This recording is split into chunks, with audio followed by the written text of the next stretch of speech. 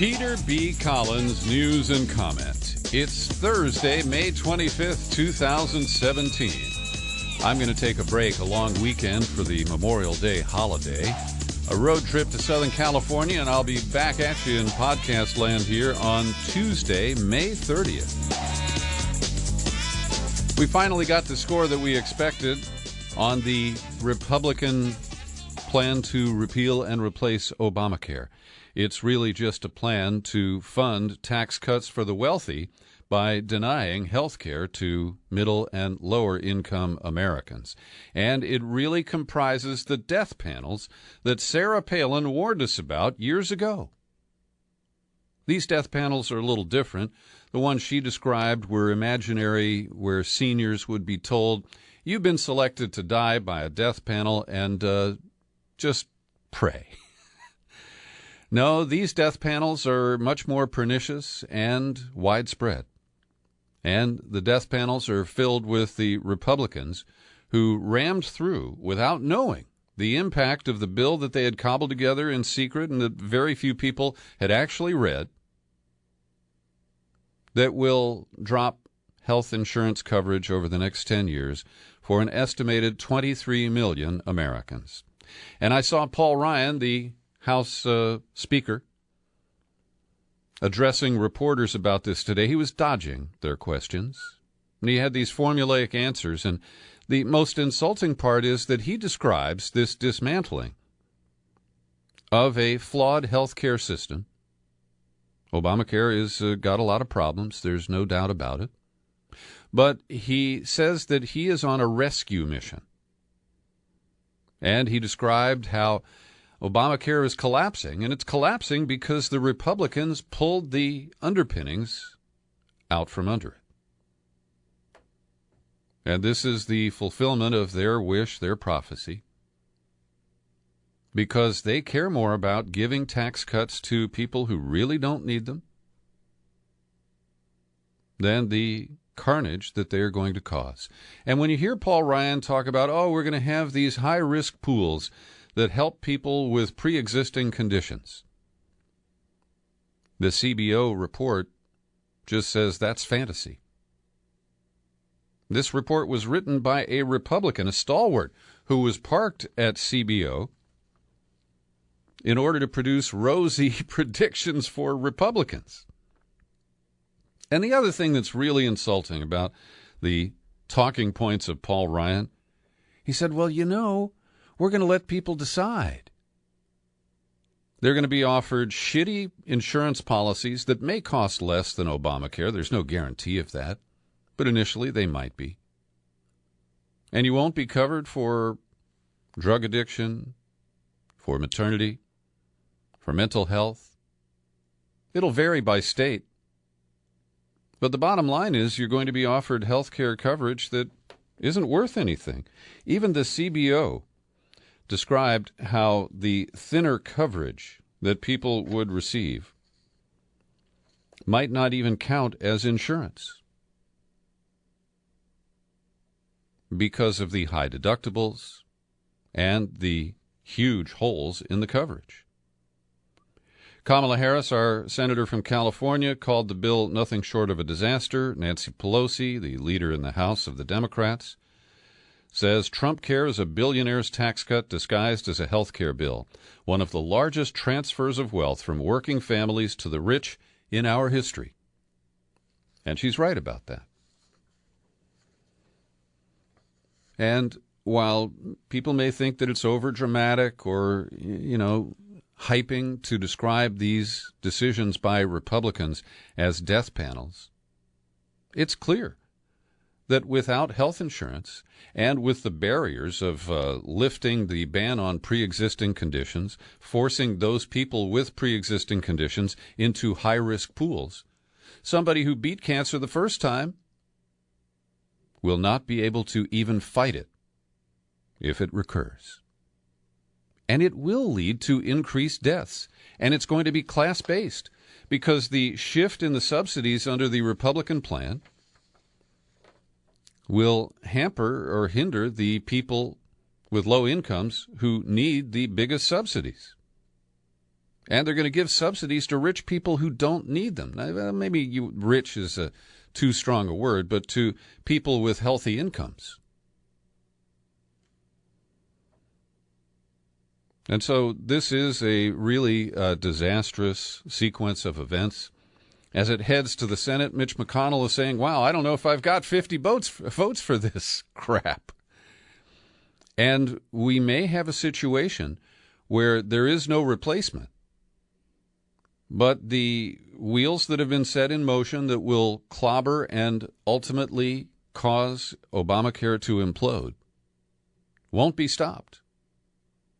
We'll have House members who are tarred with this vote that was rammed through a few weeks ago, and the Senate may be unable to take any action. And so this is a true crisis for millions of Americans as we are distracted by all of these leak stories coming out of Washington and the tweets and antics of Donald Trump. Meanwhile, when you couple that with the budget proposal, and I haven't been doing a lot on this GOP budget plan because it's clear that Democrats will oppose it in a unified way, and Republicans have serious problems with what's being proposed, starting with the growth estimates that claim we'll have 3% growth every year under Trump. That is highly unrealistic, and it really poisons the entire plan, even with the draconian cuts that they have in place, particularly for safety net programs. And these are going to affect citizens as well as undocumented residents, because the cuts in safety net and social spending will be shifted to start to build Trump's ridiculous wall, to build more detention centers, probably private prisons, to hire more border guards, and to essentially lift the drawbridge here at Fortress America. And not only will it deter immigration, but tourism and other forms of exchange that do result in economic activity will be severely damaged. And so we are heading into a dark ages period. Like I say, many of these details, will not pan out for Trump. He won't get everything he wants in a budget. But we are already in bad shape. I live in one of the wealthiest communities in the country, just north of San Francisco, which is this tech-rich city. All these young techies who are pushing out the people who see their rents rising, can no longer afford teachers, firefighters, cops, can't afford to live in San Francisco. And a new study shows that 23% of people in the Bay Area suffer from what is called food insecurity. And that means that they can't count on 3 meals a day every day of the month. 23%. And it's only going to get worse under the wealth transfers proposed by Trump and his billionaire buddies.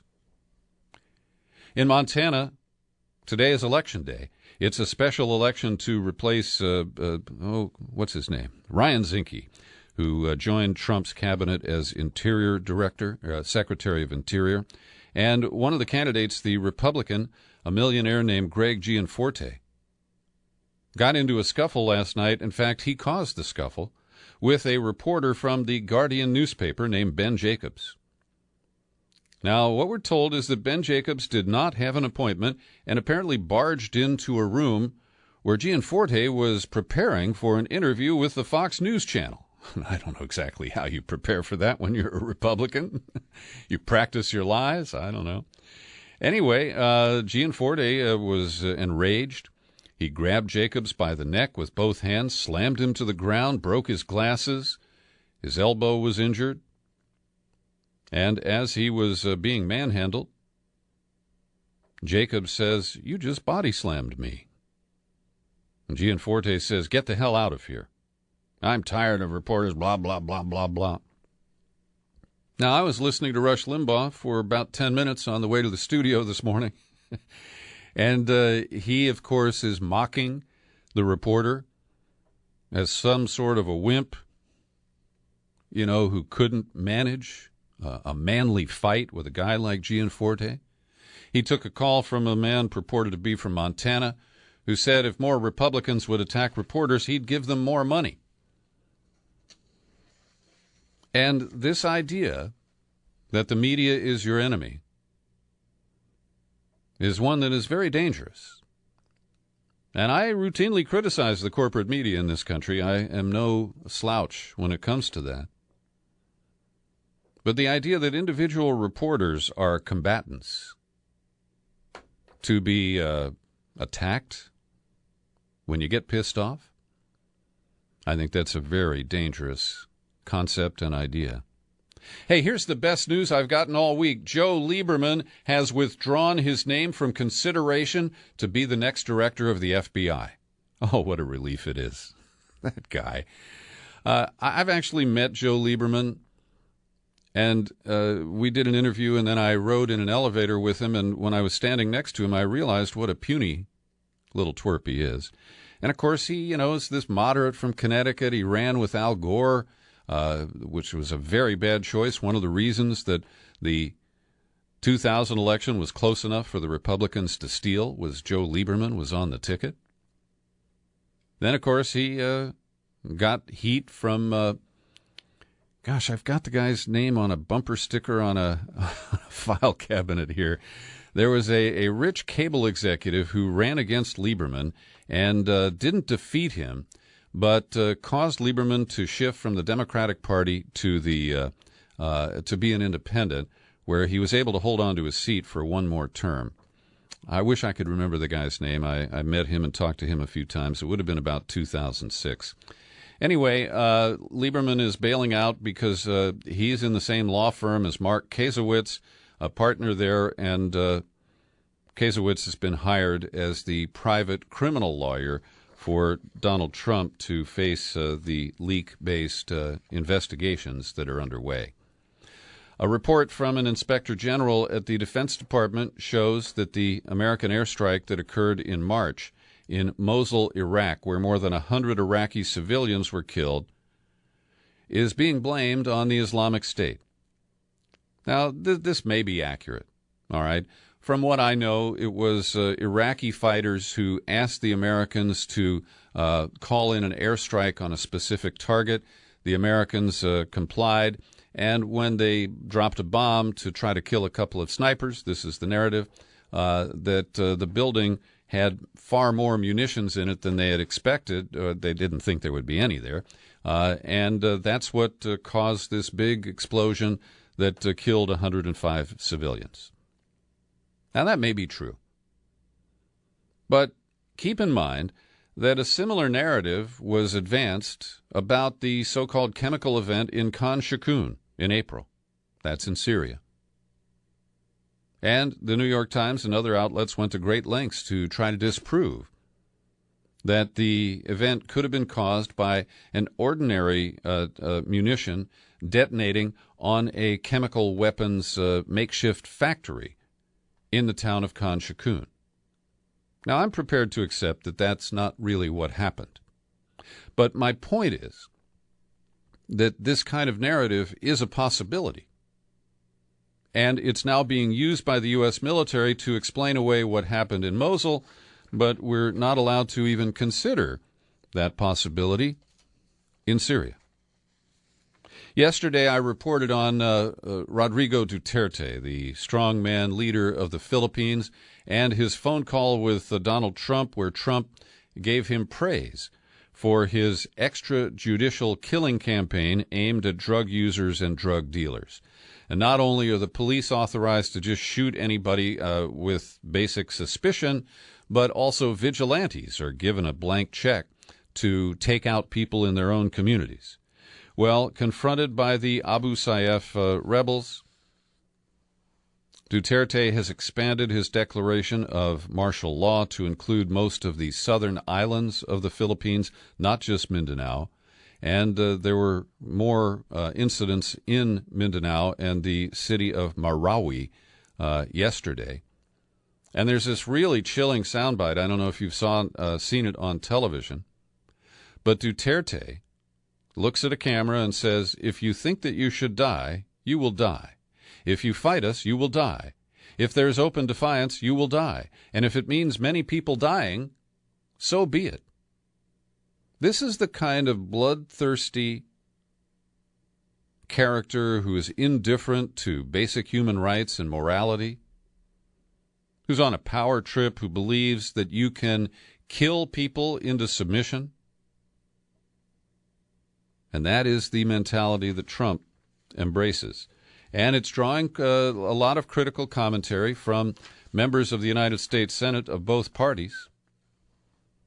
Chris Murphy, a Democrat from Connecticut, he's got the Lieberman seat, said he's essentially congratulating Duterte on murdering 4,000 of his own citizens. That's outrageous.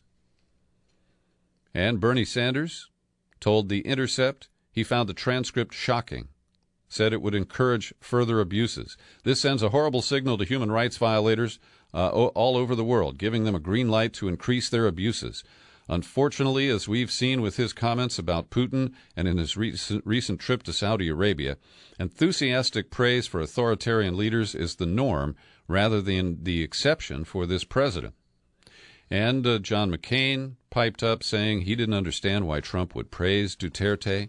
"I don't understand why he'd say such a thing to a guy who's practicing extrajudicial executions." Ben Cardin, I believe he's from Maryland, a top Democrat on the Senate Foreign Relations Committee, called the Trump remarks outrageous, totally against American values. "A person who commits extrajudicial killings is not a person we admire." And even Marco Rubio says that he wouldn't comment on it, and Lindsey Graham said that Duterte is not a guy we want to empower. Meanwhile, Trump is in Brussels for a NATO conference, and there are 28 members of NATO, and he slammed 23 members, 23 nations, as deadbeats. Now, it's more complicated than that, and Trump makes it seem like these nations just willfully withhold money for NATO. And I have my own issues with NATO. I don't believe that it is the fun-loving defense association that it's described as, and it's done a lot of dirty deeds over the years. But that aside, Trump's argument is that he's kind of playing games with the fundamental guarantee of NATO, which is mutual defense, by saying if you don't pay up, we might not respond to the call if you are attacked. And this is a very dangerous kind of threat to take on. And again, it is oblivious to the real restraints. Germany doesn't kick in its full percentage of GDP because it's up against its own internal restrictions about rearming its military in the wake of World War II. And so Trump just blasts through all of those restraints and constraints and considerations, and it's, again, reckless and dangerous. Now, while he is in Brussels, he is being hammered by the British Prime Minister, Theresa May, for the leaks that were fed to the New York Times about the Manchester Arena bombing this week.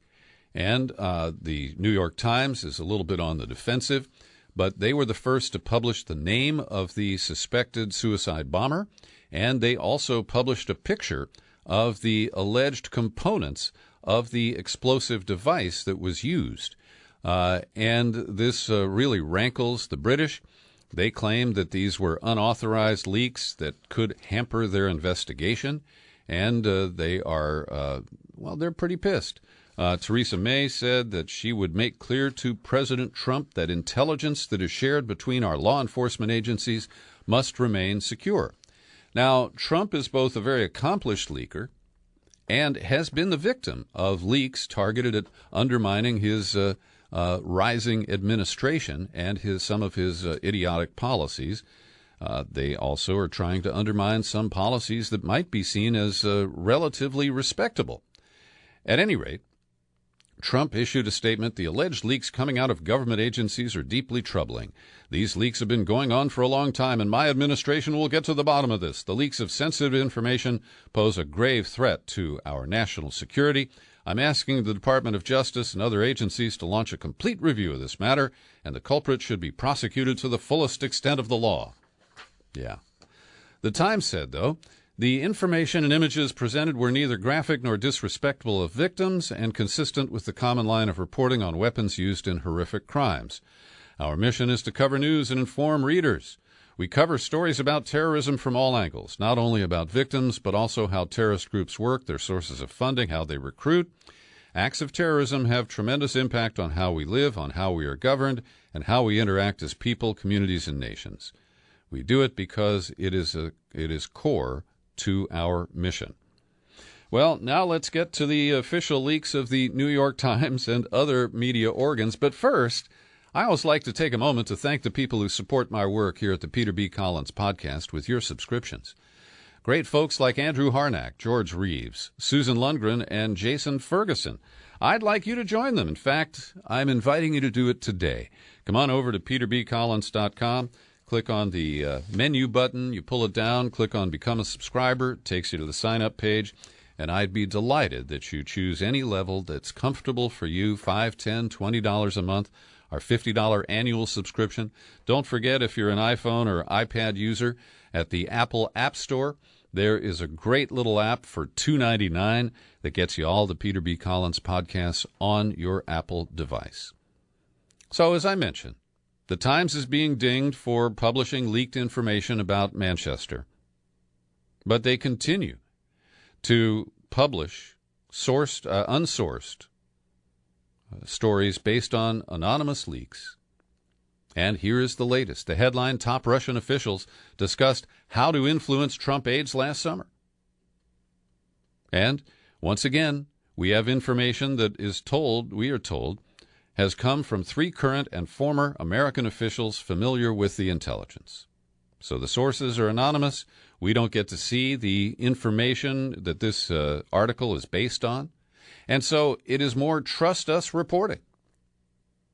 And last night, I couldn't believe it, there was Rachel Maddow for the 3rd time trotting out the story of the Russian intelligence guy, the FSB guy, who was grabbed in December at a meeting, hustled out after they put a bag over his head. Now, she reported it at the time. She reported it again a couple of months ago. And last night she reported as if it is fresh news. And what we're seeing is that instead of stories that are based on multiple identified sources, so that you can say, oh, yeah, that's a credible person, instead we have reports that are based on other reports that are based on anonymous sources. And because we now have 2 reports, we're supposed to believe that, oh, that's a credible bit of reporting. But this is bullshit. And once again, I'll just explain what the report is. They tell us that conversations that were held between Russian officials, they were discussing how they could use Paul Manafort, the Trump campaign chairman, and Mike Flynn, the now infamous guy who served for 24 days as Trump's national security advisor, to manipulate the Trump campaign. And the Times, in its omniscient voice, says the intelligence was among the clues, which also included information about direct communications between Trump's advisors and Russian officials. That's based on previous reports, based on anonymous leaks, that American officials received last year as they began investigating Russian attempts to disrupt the election and whether any of Trump's associates were assisting Moscow in that effort. Details of the conversations, some of which have not been previously reported, add to an increasing understanding of the alarm inside the American government last year about the Russian disruption campaign. Next paragraph. It is unclear, however, whether Russian officials actually tried to directly influence Manafort and Flynn. Manafort issued a statement, "If there ever was any effort by Russians to influence me, I was unaware and they would have failed. I did not collude with the Russians to influence the elections." And buried in the article, the Times admits the current and former officials agreed to discuss the intelligence only on the condition of anonymity because much of it remains highly classified. This is an ugly game that we keep playing. They even use a term, the New York Times does, that was popularized as a talking point by the Hillary Clinton campaign. Quote, but the concerns began to grow when intelligence began trickling in about Russian officials weighing whether they should release stolen emails and other information to shape American opinion, to, in essence, weaponize the material stolen by hackers. Once again, let me remind you, we have no public evidence of hacking, of the DNC, of John Podesta. What we have is more likely leaks, whether it was by Seth Rich or not. And yet this narrative, which is based on zero public evidence, simply asserts a pile of facts and then piles new facts on that pile of facts, and we're supposed to all fall in line and just say, okay. Here's one more quote from the article. American intelligence agencies routinely tapped the phones of Russian diplomats, and transcripts of the call showed that Mr. Flynn urged the Russians not to respond. This was to Obama's last round of sanctions last December. Where's that transcript? We've been told it exists since January. And yet, we have no public evidence to support this whole pile of assertions. Paul Manafort has turned over 305 pages of documents related to the investigation to both the House and Senate Intelligence Committees, and they're understaffed. It'll take them a while to review all that. Meanwhile, the House Intelligence Committee issued more subpoenas yesterday to Mike Flynn. The FBI also informed a House committee it will not comply with a deadline next week to turn over memos written by former FBI Director Comey detailing his discussions with Trump. We don't have an explanation for that. Carter Page will testify, he says, before the House Intelligence Committee next month. Now, here is another anonymously sourced, murky document cited by Vice News. Headline, Bad Russian Intelligence Shaped Comey's Investigation into Clinton's Emails. This is a leaked, unseen document. And again, it's not based on multiple sources. It is buttressed by the fact that other outlets reported this. And that's a meaningless confidence-building claim or tool.